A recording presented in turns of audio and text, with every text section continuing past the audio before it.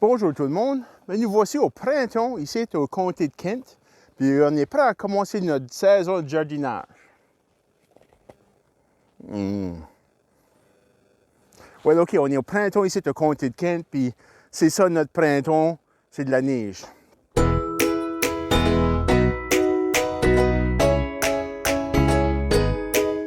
So, what do you do this early in the spring here in Kent County?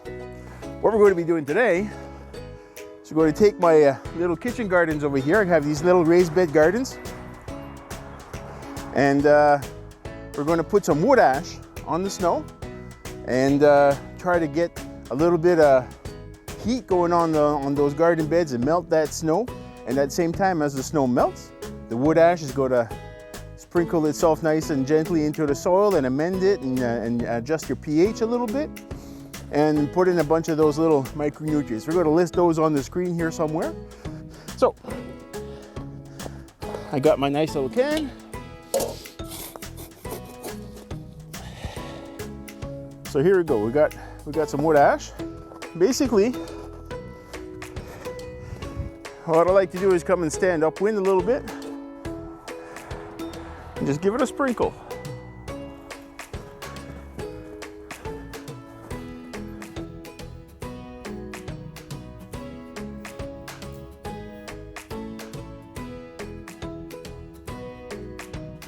So what's going to happen here, because the ash is dark and the snow is white, we're going to have something that's called the albedo effect. And that means that the dark body is going to absorb solar radiation and warm up. And it's going to make everything, everywhere there's a little bit of ash there, it's all going to melt a little bit faster than the white snow around it. So that's all on top of where my garden beds are. And as it melts, it'll drop onto the garden soil and give me a little bit of that goodness from the wood ash in my garden beds. That's how I combat acid or acidic soils. Ça fait qu'on veut garder notre jardin potager près de la cuisine. Moi ici, mes jardinages pour mes mets de tous les jours, ça se passe justement là. Puis juste derrière moi ici, ça c'est la fenêtre là, c'est dans ma cuisine. Ça fait que c'est juste autour de ma cuisine. C'est vite fait. Tu arrives de l'ouvrage, tu vas courir dans le jardin avec une paire de ciseaux, tu ramasses quelques feuilles de laitue, d'épinards ou quelque chose comme ça, n'importe quoi qui est mature dans le temps. Puis tu vas courir de la cuisine, tu prépares bien vite, 20 minutes plus tard, le souper est prêt. C'est bon de s'organiser de même, de préparer nos jardins d'une manière, c'est convenient à les utiliser. Si ça devient une tâche juste même aller prendre garde dans le jardin, on va tout trouver des excuses pour pas y aller. Since it's early in the season for us over here to be planting anything outside, the ground is still frozen, it's all snow, c'est de la neige partout. Hey, le printemps n'est pas encore venu, même si le calendrier nous dit que oui, faut pas tout écouter ça. Now, what do you plant? Out here in Kent County, our growing season is reasonably short, so we got to do things in a hurry. So early season stuff, you want things that can handle some cold, and you want to start things that take a long time to grow. So speaking of things that take a long time to grow, your asparagus, they take 3 years before you start getting a crop on that. So the best time to plant one of these is 3 years ago. So the second best time, it's like a tree, the second best time is today. So here you want to start these up in a little seed tray like that, and just get them going. As soon as they're big enough to transplant, you make sure you put these in some really, really rich soil, someplace that doesn't get disturbed for quite a while. It's one of those garden beds that you plant it and you leave it, and it should produce for 20 years.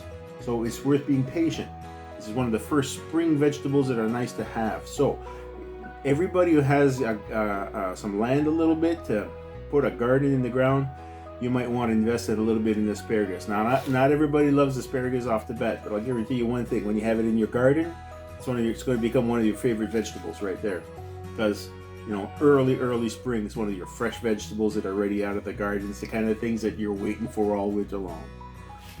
Asparagus, it's worth having in the garden. D'autres choses pour la cuisine. Les épinards, au début du printemps, les épinards, spinach. Loves cold weather. Ça adore le ton frais. Une fois qu'il fait chaud, ça commence à fleurir. Puis là, les feuilles deviennent aigres, puis c'est plus vraiment bon. À moins que tu le fasses pousser d'une tasse qui est ombragée. Les épinards, ça c'est quelque chose au printemps. Tu veux tout le temps avoir dans ton jardin au début du printemps, dès le début, aussi de bonheur que tu peux. Ça fait que on va commencer avec rouvrir les paquets ici. Puis comme de lever la petite table en arrière ici, là, puis essayer de moins déchirer que possible. Des fois, il y a des petits indices sur l'étiquette là qu'on veut garder. Puis on va pas tout le temps utiliser toutes nos graines, c'est précieux des graines. Alright. So, les graines d'épinards, c'est pas petit. Vous voyez ça? C'est des grosses graines, c'est pas difficile à planter. Ici, mais juste un petit sac ici. Little bag, I roll up the edges like that there, and keeps its shape nice and open, doesn't make so much of a mess. And just dump it in there, throw the soil in, and pack it down nice.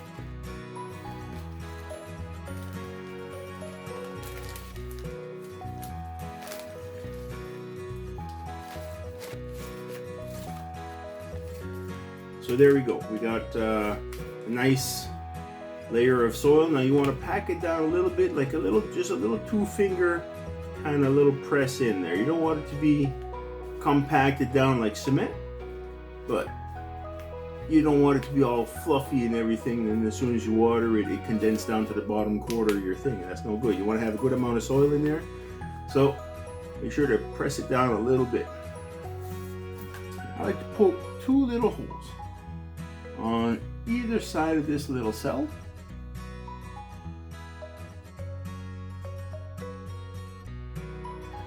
That way I could put a seed in each hole, and each cell will have 2 plants. So when it comes to planting, I will often just plant both together and then snip one. Or I might let them both grow. We'll see. Depends on the plant. Leafy greens can grow a little closer together, but like a tomato plants, you can't have them like that close together. So we take 1 seed and plop 1 seed in each hole. That's it. Just close the hole up on top of the seed, and make sure you mark what this is. Don't do like I do. You gotta put tags on every one of your labels, otherwise you forget which each one of these is.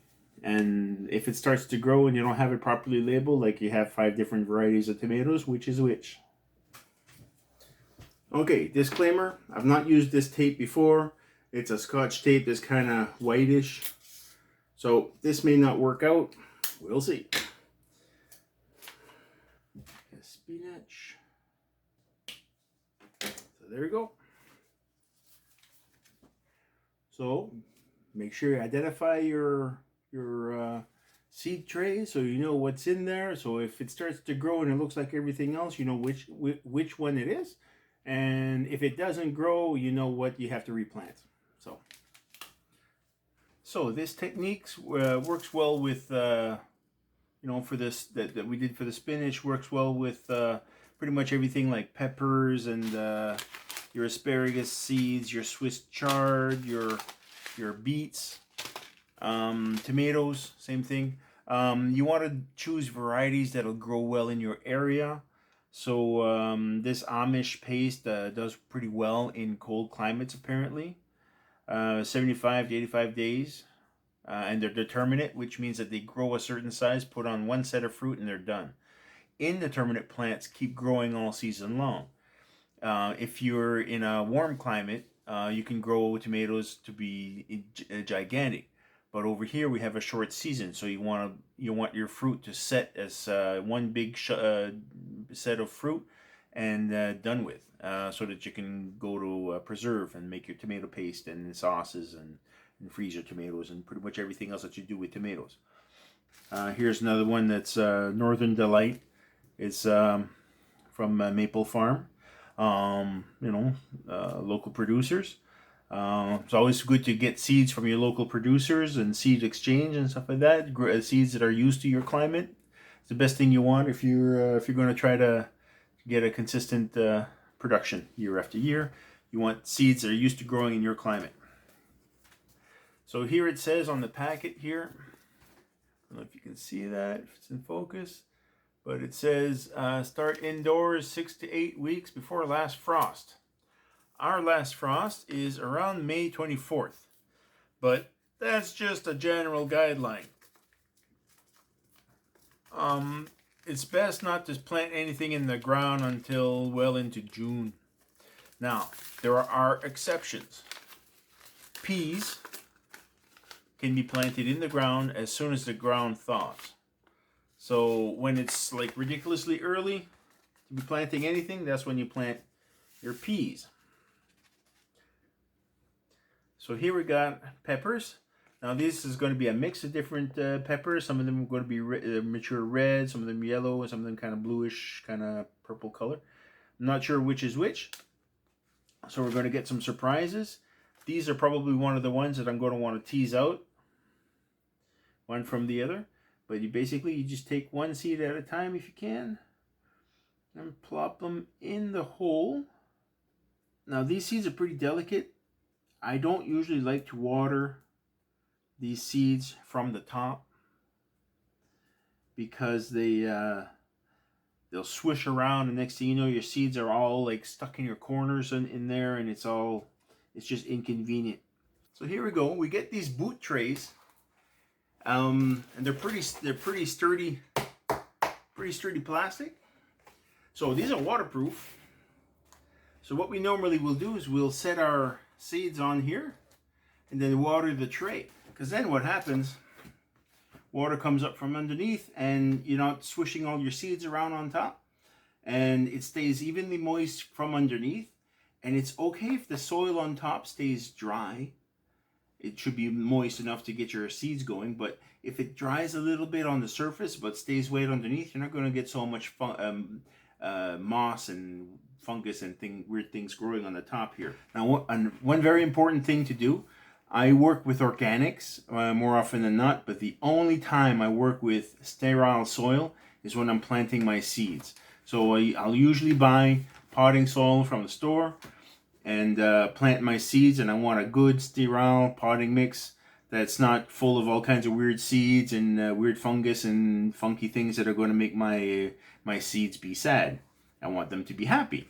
So start them with nice clean soil, and after they get things going in here out in the garden, that's where you have your biology that helps you out. But when things get started, you want to give preferential treatment to one plant. That's the one that you put your $2.99 or whatever it is that these seeds go for. When you put your money in for that, you want to get your value out. So you want to use good clean soil, and nothing that's too high. You don't need a lot of vitamins in your potting soil to start your plants, because the seeds have most of the vitamins they need just to get started. They just need a good medium to get the roots down. The feeding comes in after. Là, maintenant, on va regarder à des plus grosses graines, des tournesols par exemple.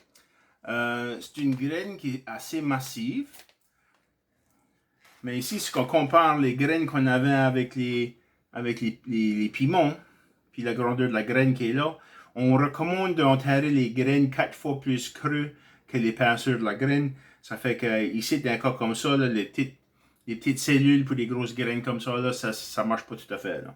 Ça fait que là, c'est là ici qu'on va prendre un plus gros pot. Mais on va faire la même chose comme avec les autres graines. On va en planter 2 par pot. Parce qu'on va mettre le temps et l'effort à faire pousser des graines, il va faire sûr qu'on a du succès. Il faut toujours garantir contre la faillite. C'est comme ça qu'on gagne à tous les fois. Voilà, prendre notre crayon, on enfonce ça dedans.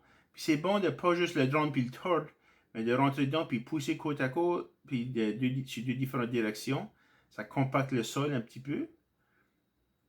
Ça nous permet de garder le trou ouvert longtemps assez pour mettre la graine dedans.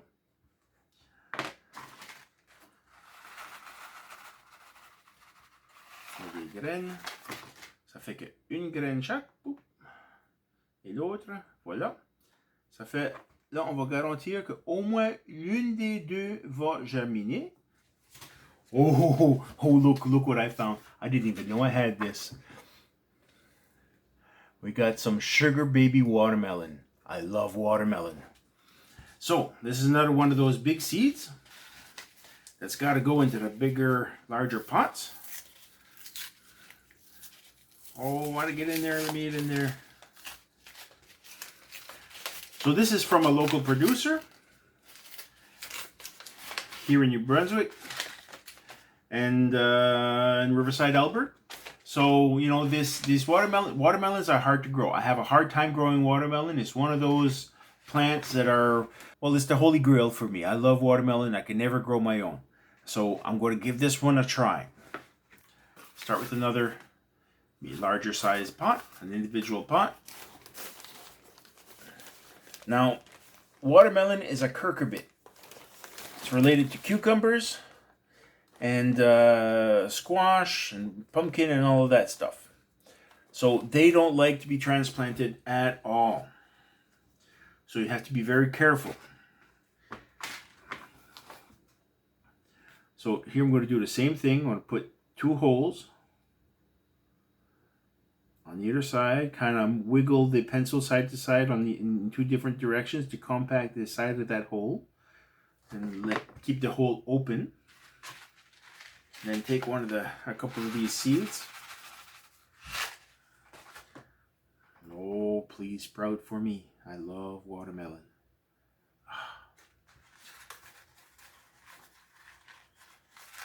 Okay. So here we go. Just close up the little hole behind the seed. What do we do next?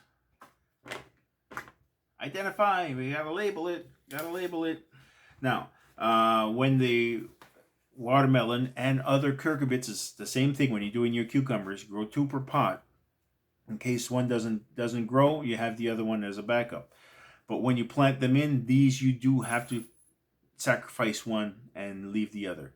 So this is an opportunity when you plant them in, whichever one takes the most damage, that's the one that you sacrifice. You don't sacrifice it before you plant it. You put it in the ground. Then you go and take a look at it. Which one's in better shape? You keep the one that's in better shape. You eliminate the other one. You might want to wait a few days and see which ones thrive. Because sometimes after you plant them, they might wilt in a few days. It might happen. Puis là, pour arroser, on arrose le trait. On n'arrose pas les bundles de graines.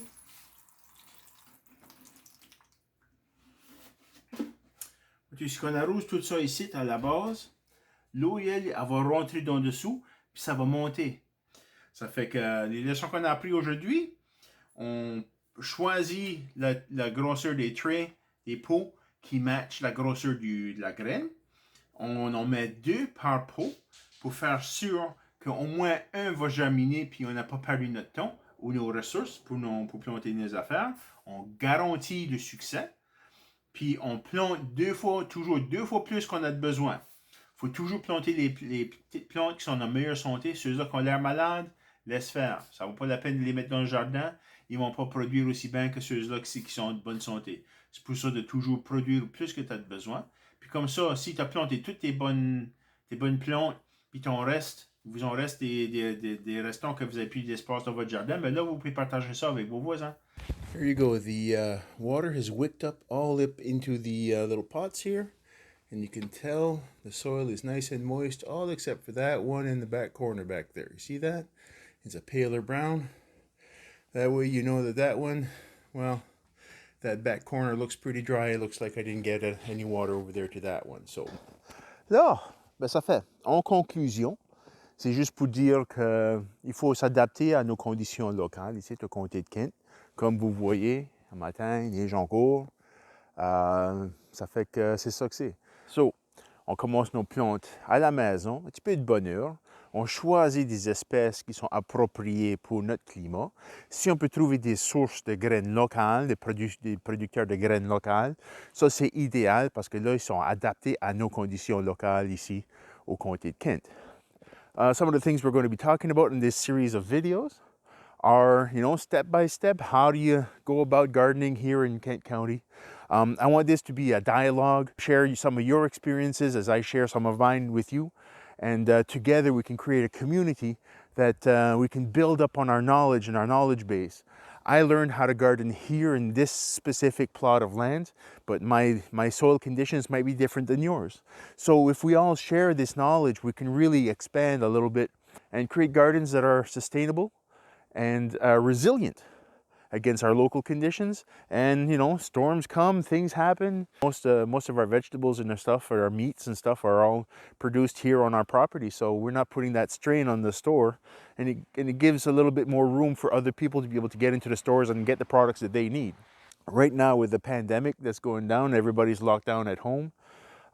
It's not a bad idea to have a stockpile of food in your freezer, to have bottled vegetables ready to go anytime.